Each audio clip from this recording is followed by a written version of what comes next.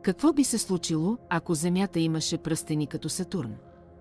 Пръстените на Сатурн са едно от най-впечатляващите явления в Слънчевата система и често се чудим как би изглеждала Земята, ако и тя имаше подобни пръстени. Освен че ще променят визуалния облик на нашата планета, пръстените биха оказали сериозно влияние върху климата, културата и дори ежедневния живот на хората. Нека разгледаме този хипотетичен сценарий. Ако Земята имаше пръстени като тези на Сатурн, нощното и дневното небе щяха да изглеждат драматично различно.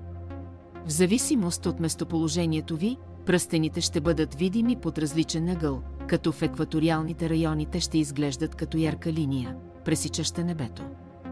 Пръстените биха отразявали част от слънчевата светлина обратно в космоса, като това може да доведе до охлаждане на определени региони на планетата. В зависимост от състава на пръстените и тяхната гъстота, те биха могли да хвърлят сенки върху земната повърхност, създавайки необичайни температурни зони. Това може да предизвика промени в климатичните условия, като някои области станат постудени, докато други останат непроменени. Сенките, хвърлени от пръстените, могат да повлияят на растежа на растенията и фотосинтезата в засегнатите райони. Някои екосистеми може да се адаптират към тези нови условия, докато други ще изпитат трудности. Например, посенчестите региони може да развият нови растителни видове, които се адаптират към намалената светлина. Пръстените биха представлявали и сериозно препятствие за космическите пътувания и изстрелването на сателити.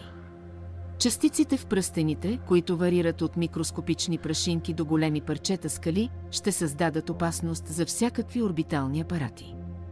Човечеството ще трябва да разработи нови технологии, за да избегне сблъсъци с тези частици.